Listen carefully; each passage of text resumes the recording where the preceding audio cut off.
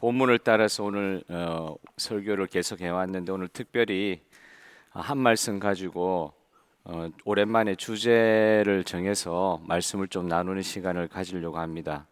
왜냐하면은 우리 KM 공동체 맴은 삼부 예배 맴은 변함없이 계속 소그룹 모임을 해왔습니다. 그런데 우리 KM 공동체는 이번 한 상반기 6개월 이상 공식적으로는 소그룹 모임을 우리가 하지 않았어요. 공식적으로는 하지 않았지만 우리 여기에 계시는 시니어 어르신들은 또 계속해서 변함없이 셀 모임들을 가지셨습니다. 근데 공식적으로는 우리가 한 1년까지는 안 돼도 6개월 이상 소그룹 모임을 우리가 좀 쉬었습니다. 우리 교회는 사실 오늘 이렇게 주일 예배와 같이 대예배로 모이는 대예배 공동체가 있음과 동시에 작은 교회라고 할 수 있는 소그룹 모임, 셀 모임들이 함께 이렇게 모여지는 그런 교회로 지금까지 하나님께서 이끌어와 주셨습니다. 우리는 그 소그룹 모임을 셀로 불러왔고요. 이 셀은 초대 교회의 그 모습을 그대로 사실 담고 있는 하나의 모임 형태라고 볼 수 있습니다. 사도행전 2장 46절 말씀을 다 같이 한번 읽어보겠습니다. 시작. 날마다 마음을 같이하여 성전에 모이기를 힘쓰고 집에서 떡을 떼며 기쁨과 순전한 마음으로 음식을 먹고, 성전에서 모이는 큰 예배의 모임도 있었지만 또한 동시에 가정에서 소그룹으로 모이는 모임들이 초대교회 가운데 있었다는 것이죠. 주일 예배와 동시에 소그룹 모임들이 초대교회의 대표적인 모임으로 계속해서 있어 왔다는 것이고, 시드니 중앙장로교회도 계속해서 이 예배의 형태를 고수를 해왔습니다. 일대 홍 목사님 때 우리가 구역 예배 계속해서 드려왔고, 또 이대 우리 오 목사님 때 또 셀을, 생명력 있는 셀을 구역 예배에서 셀로 이렇게 넘어가는 변화가 있었지만 결국은 이제 소그룹 모임을 그 형태로 바꾼 것이거든요. 소그룹 모임을 그렇게 해서 우리는 개척 때부터 지금까지 이 주일 예배를 중심으로 한 대그룹 예배하고, 그다음에 과정 중심으로 혹은 구역 중심으로 소그룹 모임으로 모이는 이런 작은 예배들을 계속해서 진행되어 왔습니다. 그러면서 오늘 6개월 동안 이상 중단되었다가 이제는 더 이상 이렇게 미룰 수가 없고, 특별히 내년에 우리가 새로운 또 45주년 우리 교회의 사역을 앞두고 어떤 면에서 조금 더 새로운, 더 성숙한 그런 예배들을, 소그룹 예배들을 만들기 위해서, 모임들을 만들기 위해서 이번 하반기에는 여러 가지로 또 준비하는 시간들을 가져야 되겠다 생각하고 있는 것입니다. 어느 월요일 날 제가 새벽에 하나님 말씀을 읽다가, 우리가 스가랴를 읽었잖아요. 스가랴 11장의 말씀을 통해서 좀 깨달은 진리가 있어서 오늘 그 말씀을 가지고 좀 나누었으면 좋겠어요. 스가랴 11장 7절의 말씀을 다시 한번 다 같이 읽어보도록 하겠습니다. 시작. 내가 잡혀 죽을 양떼를 먹이니 참으로 가련한 양들이라. 내가 막대기 둘을 취하여 하나는 은총이라 하며 하나는 연합이라 하고 양떼를 먹일세. 사실 이 본문은 좀 비참한 본문이에요. 죽임당할 양들을 목양하는 목자가 있는데 그 본문에 보면 거짓 목자예요. 양 잡아먹는 목자예요. 그런 상황에서 양들이 고생하는 그런 본문인데, 오늘 이 말씀 보면서 그렇게 거짓 목자를 통해 가지고도 하나님께서 은총의 표징을 허락하여 주시는데, 그 은혜의 표징이라는 게 두 가지로 제시를 되는 거예요. 목자는 막대기를 가지고 양들을 돌보고 치는데, 그 들고 있는 막대기가 두 개가 있는데 하나는 은총이라는 막대기고 하나는 연합이라는 막대기. 영어로 보통 성경에 번역되어 있는 거 보면은 favor and union 이렇게 돼 있어요. favor라고 번역을 그렇게 하고 있지만 여러분들이 읽었던 지금 한글 성경 본문은 은총과 연합 이렇게 번역하고 있거든요.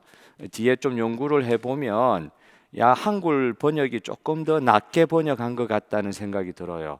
favor 정도가 호의, 친절 이 정도가 아니라 은총이라는 단어를 써야 되는 그런 상황 아닌가 좀 생각이 됩니다. 한글 성경 번역이 조금 더 이 부분에서는 나은 것 같아요. 은총과 연합의 막대기를 가지고 목자가 마땅히 양떼를 돌보고 쳐야 된다는 그 말씀을 주고 있으시더라고요. 스가랴가 이렇게 본 환상을 통하여 저도 그날 새벽에 뭔가 이렇게 탁 맞았다 그런 느낌일까요? 우리 교회 목양사역이라는 게 목양이라는 게 성도를 돌보는 사역, 저를 치면은 목사가 목회한다 그러거든요.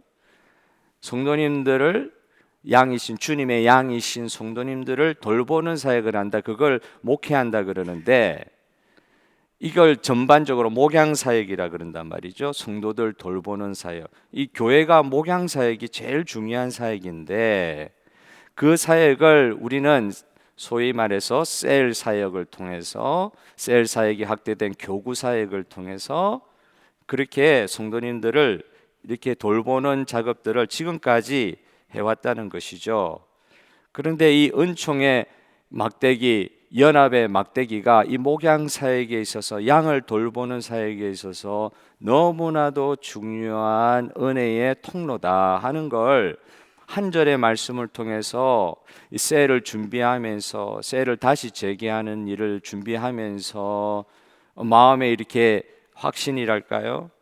아, 우리 교회 셀 사역, 소그룹 사역 그리고 우리 교회의 전반적인 목양 사역에 있어서 진짜 중요한 게 뭐냐? 처음은 은총이요, 은혜요. 두 번째는 연합이다. 이게 없는 목양 사역이 결국 양 잡아먹는 사역이 되더라. 이 막대기가 부러졌다는 표현을 하고 있거든요. 그 본문에 보면 이 막대기가 분명히 있어야 되는데 이 막대기가 두 개 다 부러져 버려요. 그래서 결국 양들이 도살 당하는 그런 지경까지 가는 장면들을 보여주고 있는 부정적인 본문이라 하는데 제 눈에는 그게 부정적으로 보이지 않았어요. 오늘 우리 교회의 목양 사역 그리고 우리 교회의 소그룹 사역, 이 셀 사역이 옛날에 우리 처음 시작할 땐 구역 사역이라 그랬죠. 우리 성도들이 큰 교회로 모이기도 하고 작은 교회로 모이기도 하는 이 모임의 이 목양의 사역이 하나님 주시는 이 은총의 은혜가 덮이게 하여 주시기를 원합니다. 연합의 은혜가 덮이게 하여 주시기를 원합니다. 그 기도 제목이 생겼어요. 처음 우리가 살펴볼 것은 여러분 이 사역을 다시 재개하면서 이런 생각을 하게 됩니다. 하나님의 은총이 교회와 셀 공동체를 창조하는 것을 모든 성도들이 믿었으면 좋겠다. 하나님의 은총이 교회와 셀 공동체를 창조하고 계신다. 교회는 사람들의 모임이잖아요. 교회를 왜 교회를 할 수 있느냐? 예수님의 이름으로 사람들이 모이기 때문에 교회라고 할 수 있습니다. 그런데 12 제자들의 모임이었던 초대교회 그렇게 시작이 됐잖아요. 이 공동체 참 알다가도 모를 그런 조합을 보여줘요. 각자의 성향이 너무 달라서 절대 함께 할 수 있는 사람들이 아닌데 누구 때문에 모여 있어요? 누구 때문에 모여 있어요? 예수님 때문에 모여 있더라고요. 절대 한 자리에 같이 있을 사람 아니. 이게 최초의 교회였어요. 하나도 공통점이 없는 로마에 굽신굽신하는 그런 사람이 제자들 중에 있는가 하면 또 한 사람은 독립투사예요. 완전히 원수. 그런데 그 사람들이 최초의 교회를 이뤘거든요. 그 최초의 교회는 누구 때문에 생겼다고요? 이 사람도 예수님 믿고 이 사람도 예수님 믿기 때문에 그런 사람들이 완전히 다른 사람들이긴 하지만 예수님이라는 공통점 때문에 한 교회로 묶인 거예요. 그게 초대교회였어요. 그 초대교회는 지금 2000년이 지난 이 시간도 그 동일한 형태를 사실 가지고 있다고 해도 과언이 아닙니다. 초대교회 때도 그랬잖아요. 성령 받고 나서도 싸웠어요. 베드로와 바울이 싸웠어요. 베드로와 바나바가 싸웠어요. 성령의 사람들인데 싸웠다 그랬어요. 성령 받고 나서도 그렇다. 이게 인간이에요. 그만큼 성격과 성향, 사는 상황이 다르기 때문에 언제든지 분쟁이 일어날 수 있는 곳이 교회였습니다. 맞지 않는 사람들이 모였는데 단 한 가지 공통점, 그렇게 둘이고 싸우고 그래도 예수님 이야기 나오면은 아니지, 우리 교회지, 교회 일원이지. 오늘 뭐 어떤 상황에 있어도 저와 여러분이 예수님 때문에 이 자리에 나와서 예배 드릴 수 있는 큰 은혜를 받은 줄 믿습니다. 예수님 때문에 교회가 이루어진 거예요. 예수님 아니면 원수같이 지낼 사람들이었습니다. 그런데 예수님이 모아주셔서 교회가 된 것입니다. 우리 교회도 예수님이 너무나도 다른 분들을 한 자리에 모아주신 거예요. 그리고 이 자리에까지 44년이나 왔어요. 예수님의 은혜가 우리 교회를 지금까지 존재할 수 있도록 하시고 모이게 하신 것, 단지 한 가지 이유를 들라고 하면 다른 이유 생각할 수가 없어요. 오직 한 가지 이유라고도 이야기할 수 있어요. 예수님 때문에 저와 여러분이 이 자리에서 교회 되게 하신 주님의 은혜를 찬양합니다.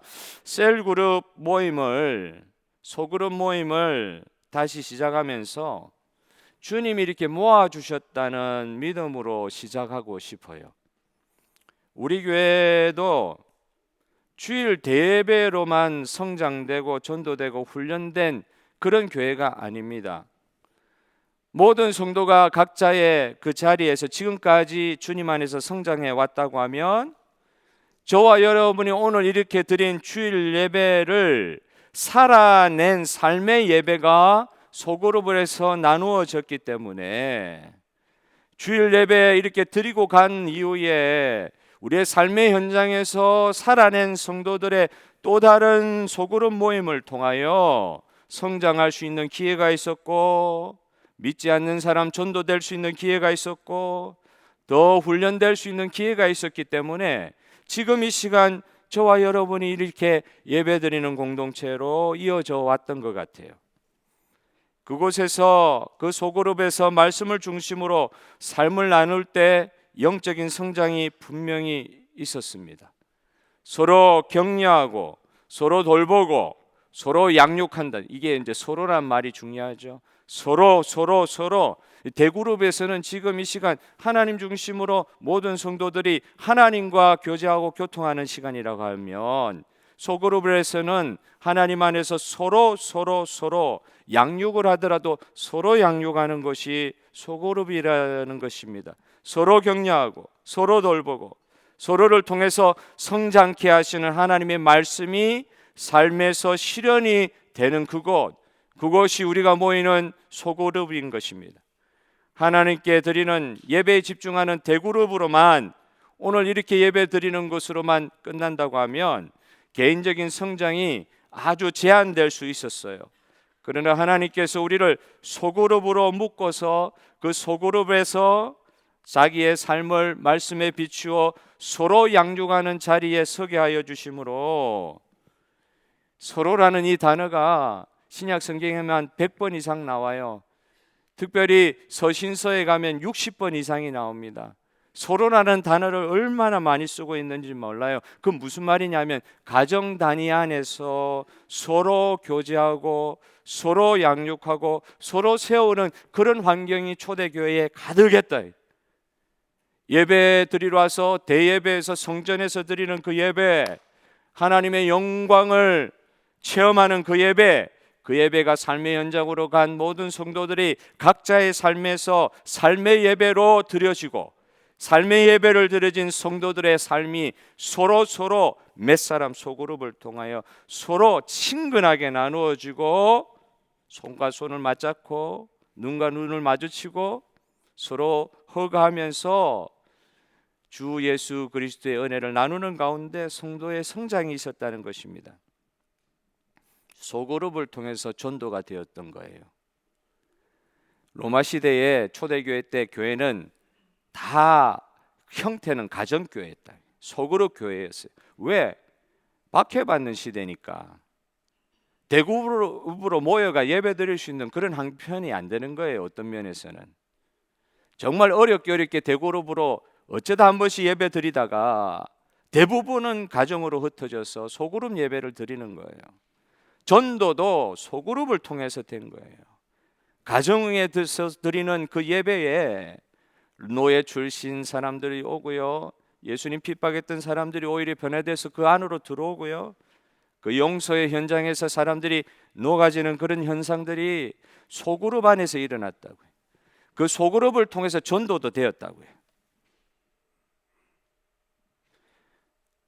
우리 교회도 교회를 개척할 때부터 소그룹 모임을 너무나도 중요하게 생각하였습니다.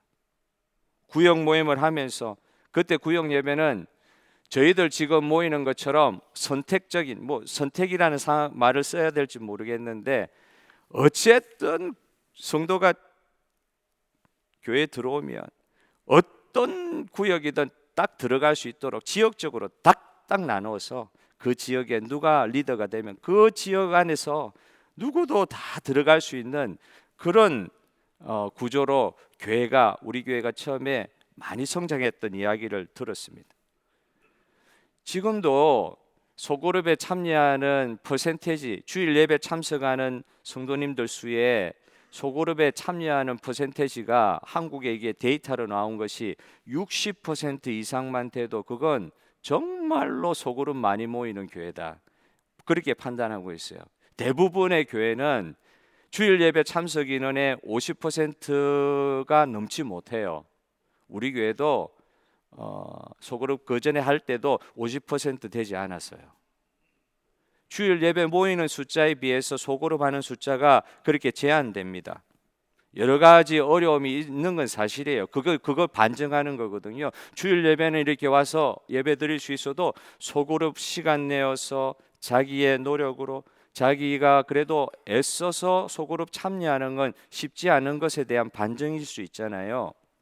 그러나 이렇게 어려운 상황이 있다 할지라도 교회가 소그룹으로 모이는 것에 있어서 열심을 내야 되는 이유는 주님의 몸인 교회가 이 기초 단위인 우리 교회라면 셀이 세포라는 뜻이잖아요. 이 세포로부터 건강해야 교회 전체가 건강한 것이 되는 것을 알기 때문에 어려워도 소그룹 모임을 우리가 그렇게 계속 진행하려고 하는 거예요. 초대교회로부터 성도가 성장하는 것은 주로 소그룹을 통해서 성장했다고 볼 수 있습니다. 수많은 제자들 중에 수백 명의 제자들이 있었다고 하지만 예수님이 소그룹으로 데리고 있었던 12사도를 통하여 초대교회 기초가 섰듯이 말입니다. 진짜 교회의 기초는 소그룹을 통하여 온전한 성장들이 일어난, 소그룹 모이는 게 쉽지가 않죠. 제자들이 그 소그룹을 해서 맨날 싸움했잖아요. 쉽지 않아요. 그런데도 그 소그룹을 통해서 눈물 콧물, 좋은 거 나쁜 거, 슬픈 거 기쁜 거 다 그 안에서 피상적인 만남이 아니라 아주 긴밀한 관계를 통해서 말씀 속에서 변화된 자기의 모습들이 이렇게 소그룹을 통해서 실제로 확인되면서 초대교회가 폭발적으로 성장했던 것을 성경을 통해서 보게 됩니다. 초대교회, 우리 교회 기초도 알고 보면 소그룹 가정교회를 통해서 생겼던 것을 우리 기억해야 됩니다. 오늘 스가랴 본문의 말씀에 한 단어, 은총이라는 단어, 그 단어 하나 가지고 오늘 말씀을 끝을 맺으려고 그래요. 이 은총이라는 단어, 목양을 할 때 은총이라는 이 막대기가 정말로 중요하다 할 때에 이 셀 소그룹을 통해서 성도가 하나님의 은총을 발견하면 너무 좋겠습니다. 우리 교회 셀은, 우리 교회 소그룹은 예수님 안에서 다 죄인임을 고백하는 소그룹이 되었으면 좋겠습니다. 은총이라는 건 전제가 있어요. 하나님의 은총, 하나님의 은혜는 다른 말로 하면 무조건적인 은혜예요. 무조건적인 용서예요. 그 하나님의 은총, 그 은혜 막대기가 교회마다, 교회의 소그룹마다 있어야 되는데, 그거 뭘 전제로 하느냐? 이 소그룹에 모이는 모든 사람이 한 사람도 열애 없이 다 죄인이다. 누구는 조금 더 나은 의인이고, 누구는 정말 대책 없는 죄인이고, 이 사람은 빨리 개가천선해가지고 성장해야 되는 사람이고, 이 사람은 어느 정도 성장해가지고 죄인이 지금은 아니고, 그런 게 아니라 소그룹에 모이는 모든 사람들이 하나님의 은총의 막대기, 무조건적인 용서의 막대기를 붙들려고 하면 전제가 자기가 죄인임을 고백해야 된다는 거예요. 다 죄인이기 때문에 차별이 없습니다. 그래서 이 죄인들은 누구 때문에? 예수님 때문에, 예수님의 무조건적인 은혜를 받아 그 은총으로 말미암아 하나가 될 수밖에 없음을 고백하는 공동체가 우리 교회의 셀 소그룹 공동체가 되기를 주님의 이름으로 축복합니다. 이게 교회 공동체의 원리더라고요. 이게 교회 공동체의 원리였어요. 은혜는 까닭 없는 것을 말합니다. 이유가 없어요. 은혜는 무조건적인 은혜, 무조건적인 용서, 하나님으로부터 오는 은혜는 까닭과 이유가 없어요. 어떤 죄도 용서받을 수 있도록 우리를 불러주셔서 이 자리에 저와 여러분이 있습니다. 다 우리가 가려져 있는 것 같지만 어떤 사람들도, 어떤 죄인들도 이 교회에 와서 우리 하나님의 무조건적인 용서를 받을 자격이 있음을 선포합니다. 믿습니다. 그래서 우리는 이 자리에서 정말 죄의 사함 받아 주님의 은총을 받고 이 자리에 서서 예배드리는 거예요. 어떤 죄도 용서받을 수 있도록 우리를 불러주셨다. 예수님 때문에 부름받은 성도들이 함께 모여드리는 이 예배, 우리를 구원하신 예수님을 중심으로 삶이 나누어지는 소그룹 예배. 그래서 소그룹과 교회는 본질적으로 이렇게 이야기할 수 있을 것 같아요. 교회는 어떤 곳이냐? 한마디로 설명하라고 그러면 하나님의 은총의 막대기가 서 있는 이 교회와 우리의 소그룹은 서로 받는 곳이어야 된다. 셀은 서로 받는 곳이어야 된다. 다른 말로 누구라도 받아들여지는 곳이 교회가 돼야 되고, 누구라도 받아들여져야 되는 곳이 소그룹이 돼야 된다. 너무 다른 사람들이 전혀 공통점이 없는 사람이 예수님 안에서 모이는 교회요 소그룹이 되어야 되는데, 어떤 죄인도 받아들여지는 곳이 교회다. 우리 교회는 죄인들이 올 수 있는 교회 되기를 주님의 이름으로 축복합니다. 주의 보혈의 사랑에 우리의 죄가 녹아지는 공동체가 교회 공동체예요. 소그룹 공동체고, 죄인들이 먹고 춤추는 잔치가 벌어지는 자리가 교회요 소그룹이 되어야 되는 것입니다. 주의 보혈의 사랑에 우리의 죄가 녹아지는 공동체가 우리의 교회요, 죄인들이 먹고 춤추는 잔치가 벌어지는 곳, 어느 누구도 참여할 수 있는 잔치가 있는 곳이 교회인 줄 믿습니다. 저 나쁜 놈, 저런 자격 없는 사람, 살인자는 참여하지 못하는 잔치가 아니고, 그 누구도 받아들여지는 잔치, 어떤 죄인들도 받아들여지는 잔치가 교회요 소그룹이 되어야 되는 것입니다. 죄 없는 그분이, 우리 주 예수님이 만들어 놓은 은총의 잔치가 우리의 교회요 우리의 소그룹이 되어야 되는 것을 오늘 스가랴 본문의 말씀은 보여주고 있습니다. 이 교회를 만들어내신 이 기적의 은혜, 이것이 예수 그리스도의 보혈의 은혜입니다. 교회는 정죄하고 비난하는 곳이 아닙니다. 예수님의 피에 젖어서 어떤 더러운 옷 입고 온 사람도 예수님의 피에 젖어가지고 흰 옷으로 갈아입을 수 있는 것이 교회예요. 여러분 진짜, 저는 안 가봐서 모르겠어요. 진짜 고급 식당에 가면은 그 앞에 그 턱시도 같은 걸 준비해가지고 옷을 갈아입혀가지고 식당에 들여보낸다 그러더라고요. 유럽의 유명한 콘서트장 가면은 양복 안 입으면은 들여보내주질 않는다 그래요. 진짜 고급인 곳은요, 옷을 갈아입고 들어가게 해요. 죄인들이 이 예수님의 무조건적인 은혜 용서의 은총의 옷을 입고 들어가는 곳이 교회고 셀입니다. 누구나 받아들여지는 아버지의 집이 교회요 셀입니다. 그곳은 예수님이 계신 곳이기 때문에 그곳에 들어오면 주님께서 옷을 갈아입혀 주셔요. 보석으로 치장해 주세요. 더러운 거 씻겨 주세요. 살찐 황소의 고기 진미로 먹여 주시는 곳이요.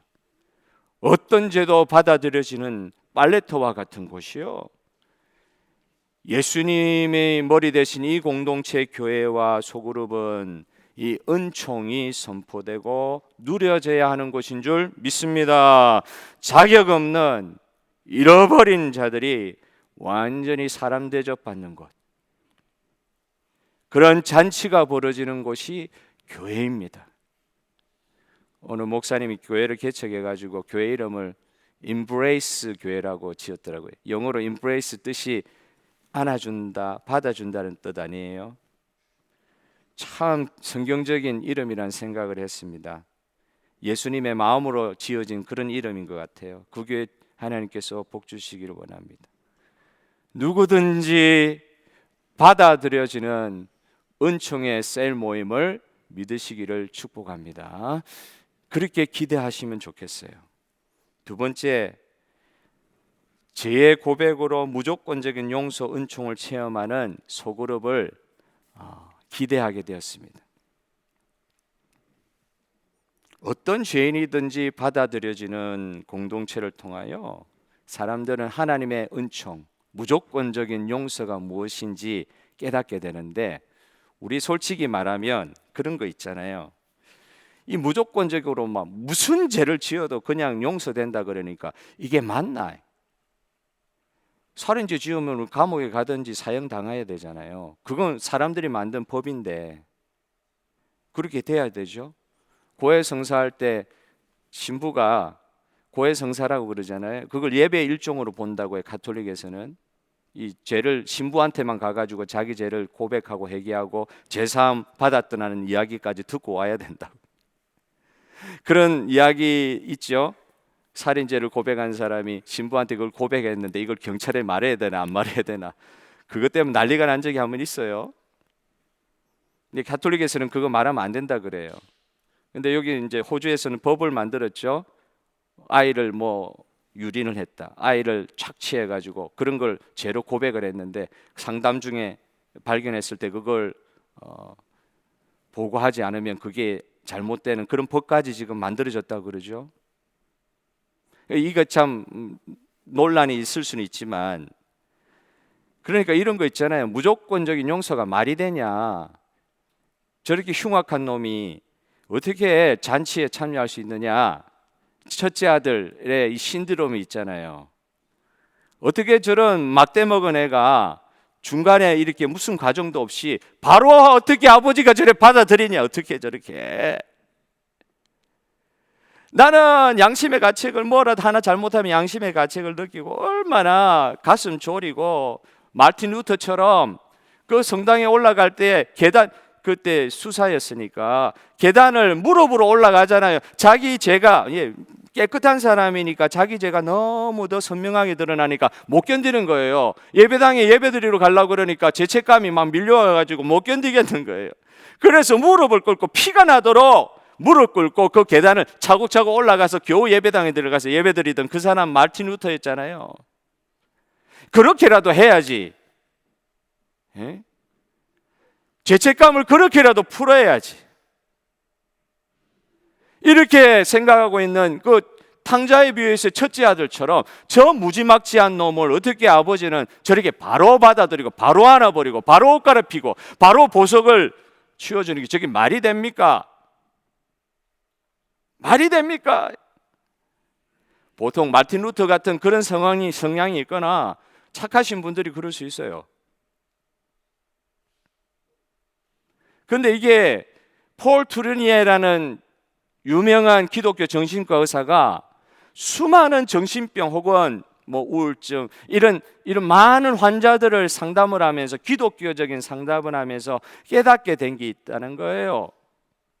많은 사람들이 아니요, 모든 사람들이 다 죄책감을 가지고 있다. 왜? 죄가 실제하니까. 죄 안 짓는 사람이 어디 있어요? 다 죄책감 갖고 있다. 이건 환자다 환자 아니든 중증이든 경증이든 모든 나를 상담하는 사람에게서 다 발견한 게 다 한 가지의 죄책감을 가지고 다 있더래.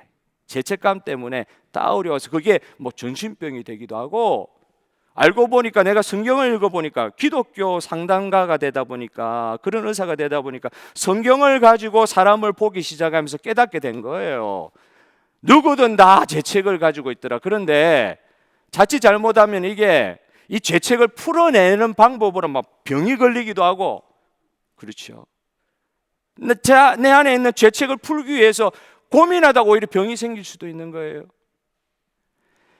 그런 상황에서 이게 딱 병증을 딱 보니까 두 가지 정도가 나타나더라고요. 죄책감을 가지고 있는 죄책을 어떤 식으로 푸느냐? 첫째는 자기 합리화. 이거는 죄를 지을 만하기 때문에 이런 죄를 지었고, 나는 이런 면에서 이 죄책감 안 빠져도 된다고 스스로 시나리오를 만들어낸단 말이에요. 자기 합리화.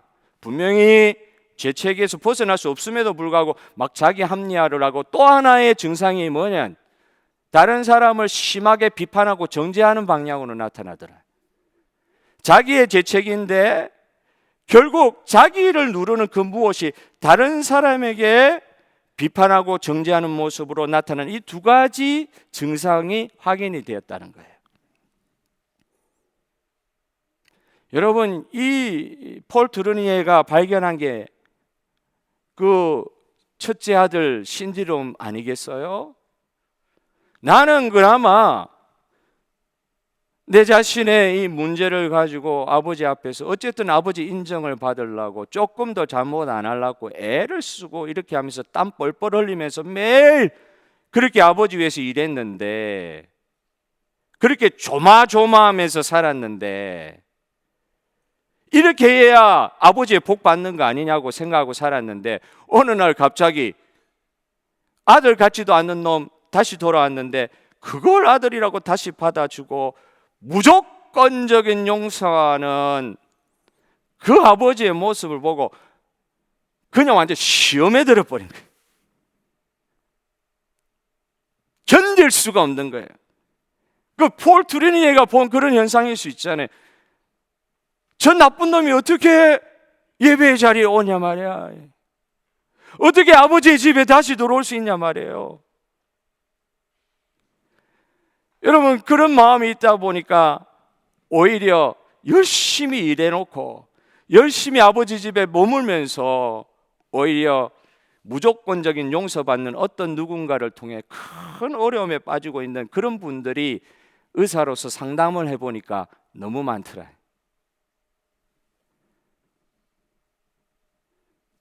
그래가지고는 죄책감을 해결받을 수가 없더라. 그걸 깨닫게 된 거예요. 여러분, 저와 여러분은 성경 말씀에 의지하여 우리 자신을 볼 때 이건 분명해야 되는 거예요. 우리는 주님의 무조건적인 용서를 받을 자격이 없는 사람이었던 것을 여러분 믿으십니까? 그러나 용서받고 나서도 이 자격하고 씨름하고 있는 거예요. 자기의 행위를 하나님께 신실하고자 애쓴 사람들이 거짓말을 하거나 사기를 치거나 동료에게 해를 끼치거나 쾌락에 빠져서 지 마음대로 살다가 돌아온 사람들에게도 하나님이 동일한 은혜를 허락하신다는 것을 너무너무 인정하기에 어려워하는 이런 마음들.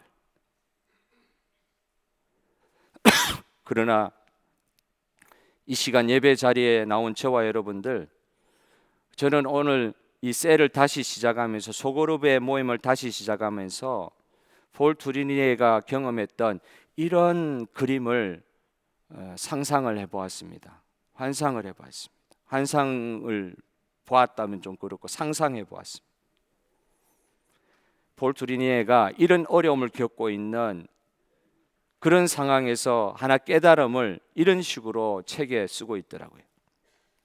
지적이고 이론적인 신앙, 지식적인 동의 가지고는 안 됩니다. 체험이 중요합니다.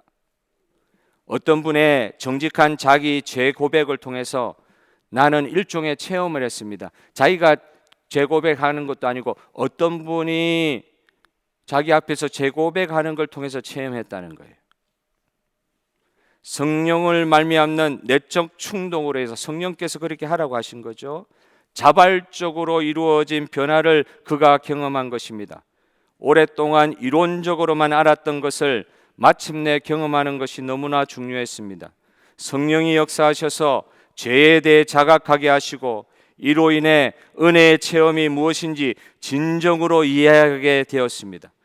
그때부터 저의 영적인 사역의 문이 열리는 것이었습니다. 자신의 잘못을 하나님과 사람 앞에서도 낱낱이 고백하고 진정한 자유를 얻는 것을 내가 그때 목격한 이유로 말입니다. 모호한 표현 가지고 고백했다고 볼 수가 없습니다. 이런 표현은 오히려 죄에 대해 변명하고 그것을 드러내기보다는 사람의 정죄가 두려워 은폐하는 것뿐입니다. 정작 나를 놀라게 한 것은 실제적인 고백에, 제 고백에 놀라운 효과였습니다. 고백은 흔히 죄책감으로부터의 자유라는 결정적인 우리 신앙의 경험일 뿐만 아니라 이에 대해서 육체적으로 심리적인 질병이 이 고백을 통해 갑작스럽게 사라지는 치유의 경험도 경험했습니다. 놀라운 일을 체험했던 거예요. 여러분, 오늘 저는 이 은총의 막대기를 통하여 묵상하게 대한 두 가지를 말씀을 드렸어요. 첫째는 우리 교회 소그룹은 정말 아버지 하나님께서 무한적인 무조건의 은총을 베풀어 주시는 교회와 셀그룹이 이 은총으로 말미암아 생기게 되었다는 것을 인정하는 것입니다. 그리고 이 소그룹, 우리 교회를 통하여 어떤 일이 일어났으면 좋겠느냐? 어떤 일이 일어났으면 좋겠느냐? 은총의 고백, 은총의 은혜 가운데 고백이 일어나고 모든 죄인들이 들어와서 받아들여지고 구원받고 모든 죄책으로부터 자유함을 얻는 그런 공동체로 우리를 이 은총의 막대기로 붙들어 주실 주님을 찬양합니다. 주님, 우리 소그룹을 그렇게 변화시켜 주실 줄 믿습니다. 소그룹은 받아들여지는 곳이 되고 그 은총으로 말미암아 자기 죄 고백이 오픈됨으로 말미암아 누구도 죄인인데 그 죄로 말미암아 고통하는 그 사람이 완전한 자유를 얻게 되는 그런 공동체로 우리 시드니 중앙장로교회 셀 소그룹 공동체를 사용하여 주시기를 소원합니다.